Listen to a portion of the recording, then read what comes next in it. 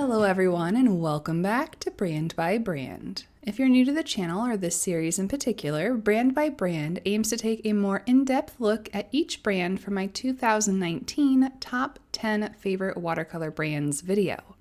The goal is to build a custom palette that features unique selections from each individual brand while still meeting the needs of a standalone mixing palette.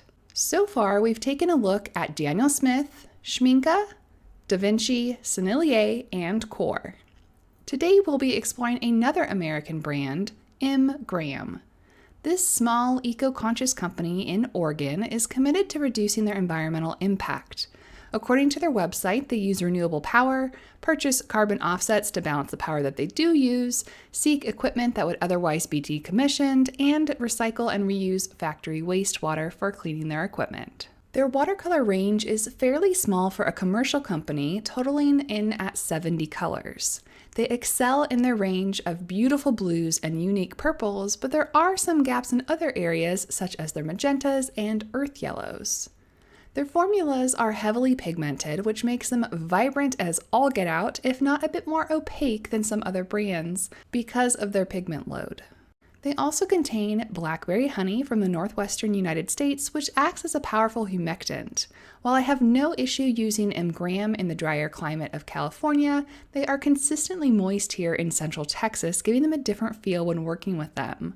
Whether or not you'll like this quality is a personal preference. If you live somewhere with higher humidity, I'd advise against keeping them in a travel palette that may stand on end or be turned upside down at some point. They are better suited for a palette that stays upright all of the time. I think my M. Graham brand by brand palette list has been one of the hardest to craft in this series, not because I couldn't choose an easy and effective 12-color palette from the range, but because they have a lot of must-see colors that don't fit my typical recommendations for a small palette. So including them all in a standalone palette was rather impossible. I also wanted to add that it has been nearly 2 years since my top 10 video came out.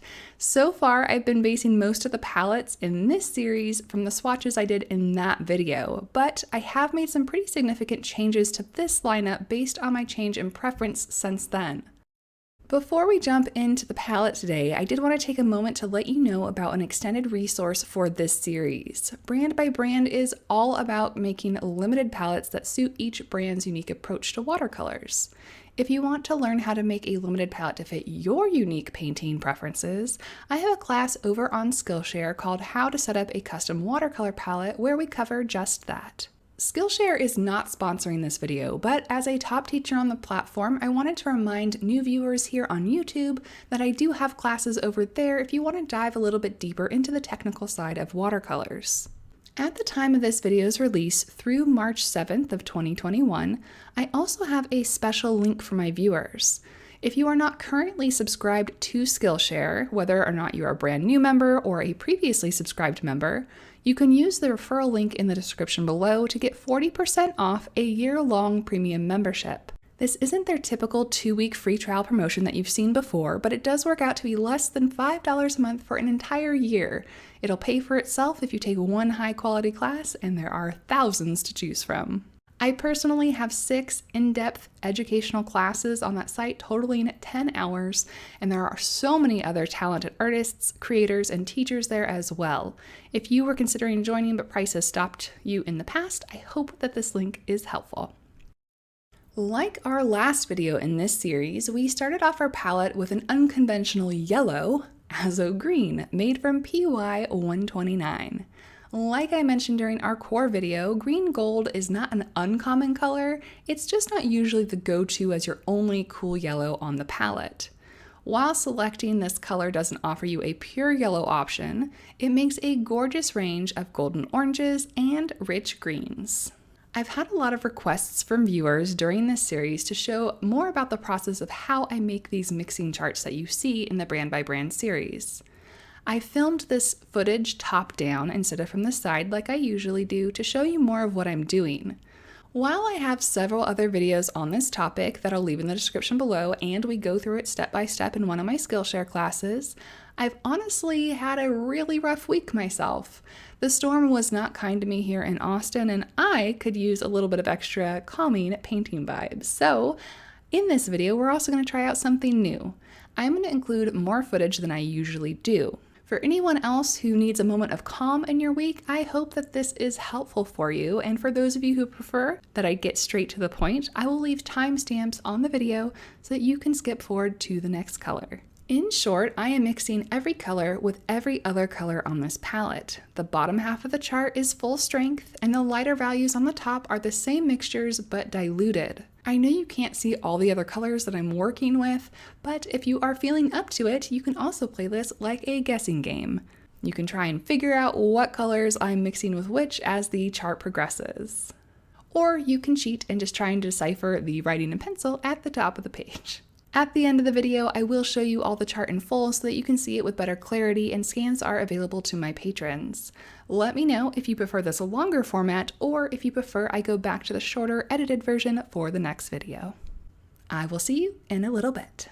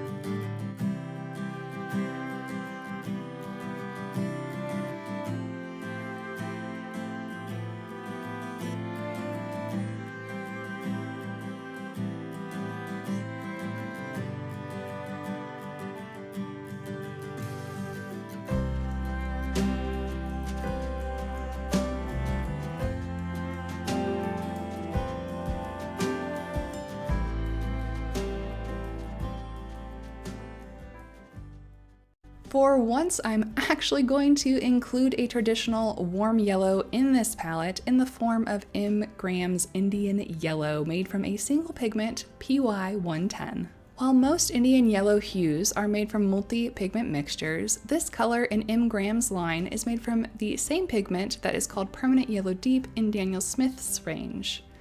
It is a bright, warm yellow, the color of, let's say, Kraft macaroni and cheese, and on this palette it creates intense oranges, muted greens, and warm earth tones.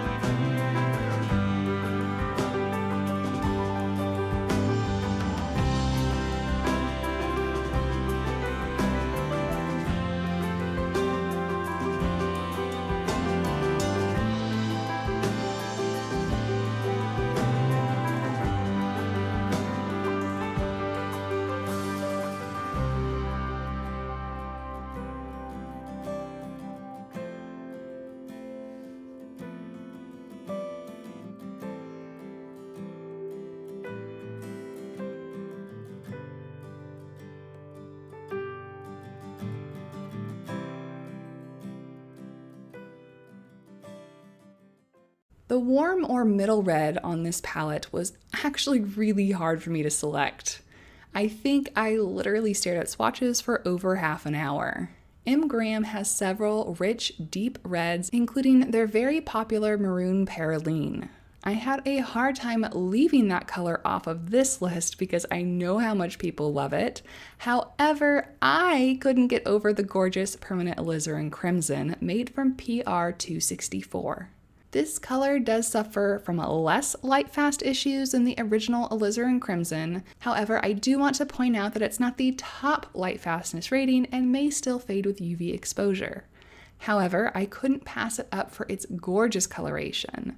You can make deep oranges, luscious muted violets, and inky blues with this color in addition to adding it to earth tones for some extra warm vibes.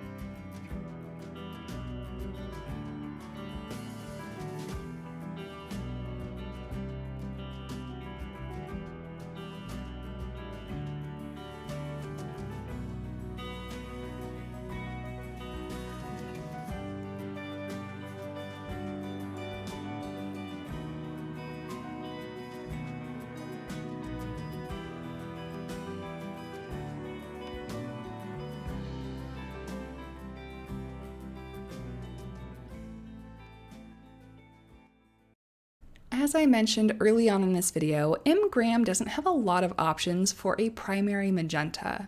You can either go with their quinacridone rose, like I did here, or their quinacridone violet, both made from PV19.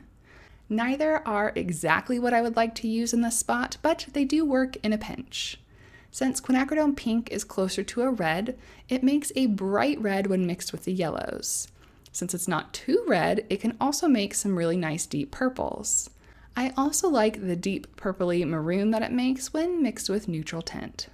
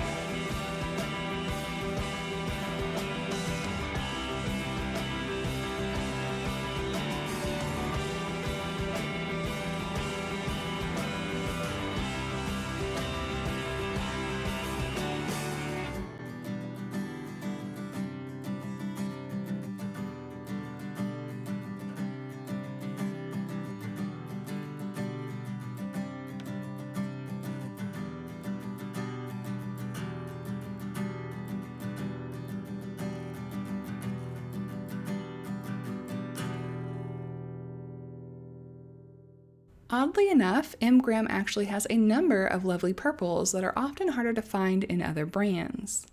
The one that I featured here is Ultramarine Violet Deep, made from PV15. It is a light, cool, granulating purple that makes interesting pinks, purples, and muted earth tones. I also really like the blue it makes with the turquoise that we'll talk about in just a few moments, and when mixed with a light blue, it makes a periwinkle-like color.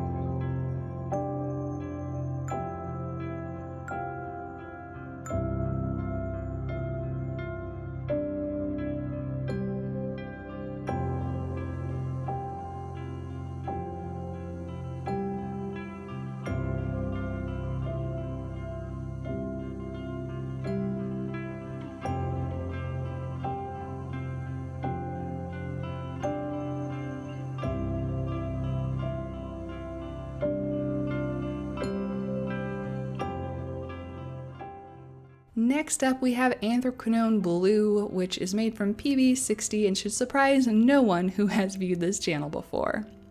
It's usually called Indian Throne in other brands, and it is a dark, warm, beautiful blue that mixes gorgeous muted greens, dark purples, blues, and grays.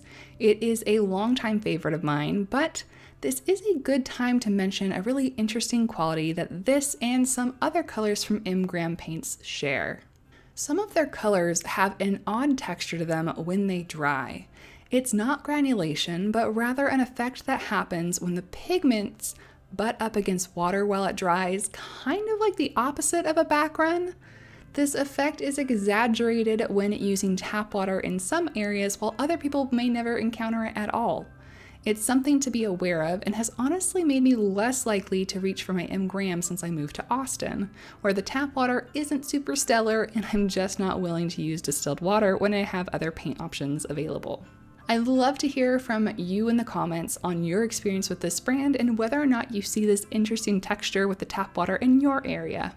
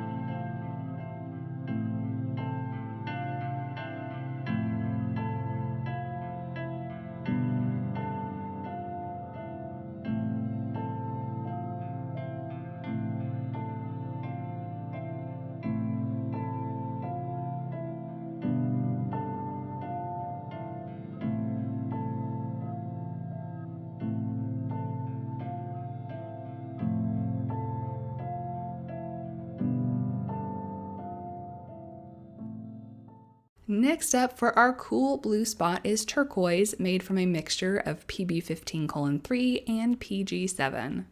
Even though this isn't a single pigment like PB16, it is super gorgeous and I had to include it in this palette. It makes cool greens, moody darks, and rich blues. When mixed with earth tones, it makes some really cool dark moody greens too that I found really fascinating and unexpected.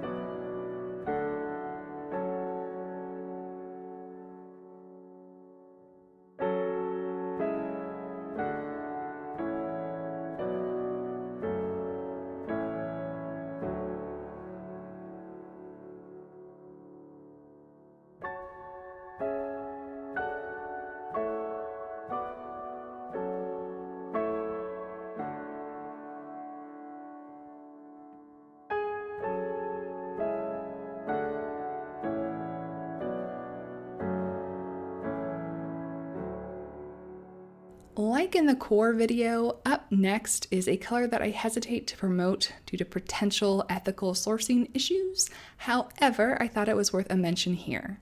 While the previous cobalt teal we looked at was made from PG50, this version is made from PB28, which is usually processed into the color of cobalt blue that looks similar to ultramarine.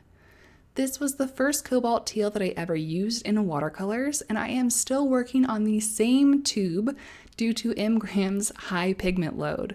I still have more than half of the tube available to me, plus a large well filled on my studio palette, so it has definitely lasted me a very long time. This color mixes soft greens, soft purple, soft grays, soft everything. It is really beautiful to work with.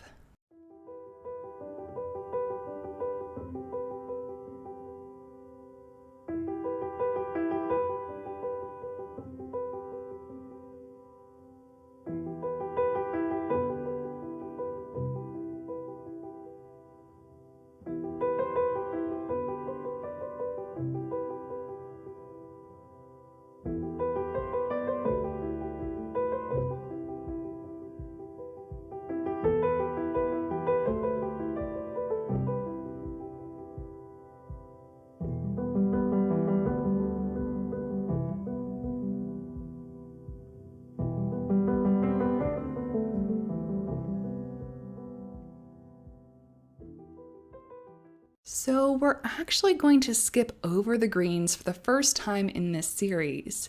Mgram has an acceptable range of greens, but none of them are like must-haves on their own. I do want to note that they would add versatility to this particular palette so that your reds have an opposite to neutralize with. So if you do want one, feel free to remove one of the other colors in this set if you'd like to replace one with a green. That being said, we are moving on to the earth tones, and some of my choices get a little strange.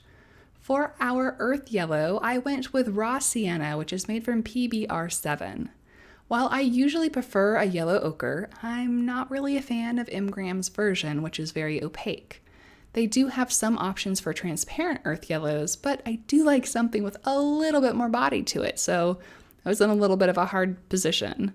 If you do like something transparent, I would recommend something like their Nicolazzo Yellow, Quinacridone Gold, or even a unique light brown that I mentioned in the companion post to this video over on Patreon. Each of these brand by brand videos, if you didn't know, has a blog post on Patreon with an alternative set of 12 colors if you would like to see more options. In any case, this raw sienna fills in nicely as our earth yellow and provides a lot of versatility and softness to the palette.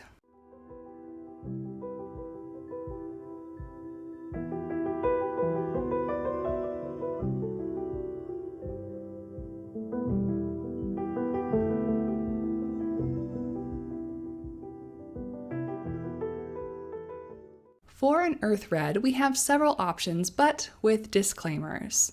As previously mentioned, I don't use my Mgram paints much anymore due to my local humidity, and when I opened the palette for the first time in about 6 months or so, I found a couple of colors with something weird going on. Both the burnt sienna and the sepia had a strange area on them, as if the top of the pan had dried, shrunk, and sank into the rest of the paint. I'm not sure if mold was involved or what, but I decided to toss both of them just in case. Taking burnt sienna out of the mix, and honestly, I probably would have gone with this anyway because it's probably my favorite color in Mgram's entire line, my earth red choice is Terra Rosa, an opaque version of PR 101. This soft yet strong Indian red is a delightful color to work with. I adore the grays it mixes with just about any blue, and it also serves as a good base color when mixing up other semi-opaque earth tones.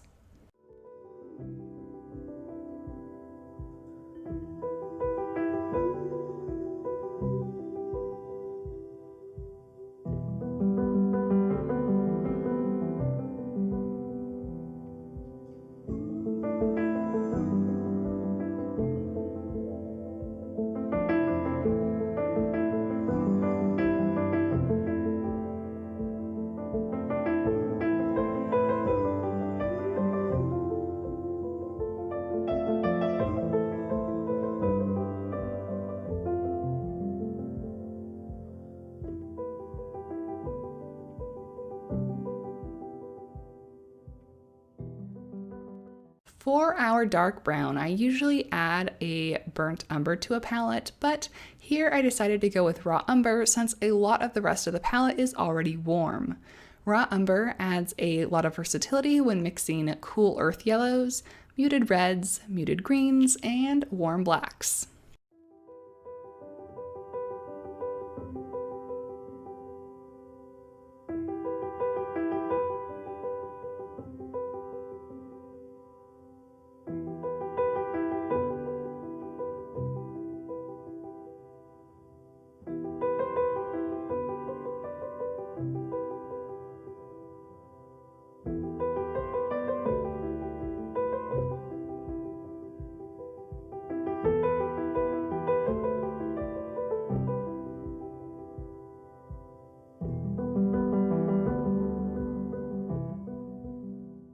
Finally, for this palette, we have Neutral Tint. Mgram's Neutral Tint is one of my favorites on the market, being mixed from just 2 pigments instead of usually 3.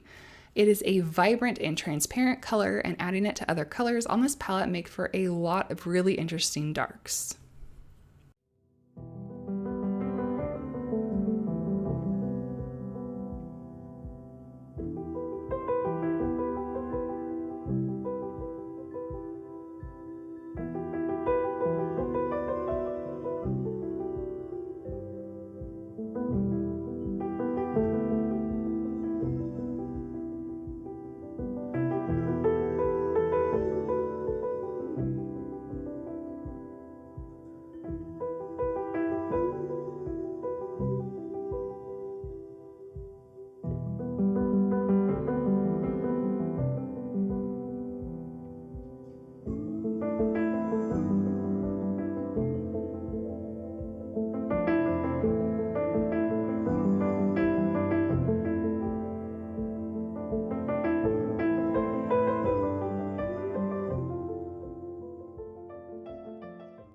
So here's the whole palette, my friends. This is an interesting one with lots of reds, oranges, purples, and a few standout blues and interesting earth tones.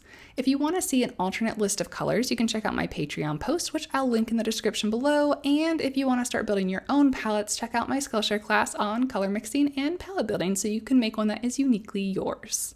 That promotion link is good through March 7th and is in the description below. Thank you to everyone for watching, commenting, liking, and subscribing, and an extra special thank you to my wonderful patrons for their ongoing support. Until next time, my friends, happy painting.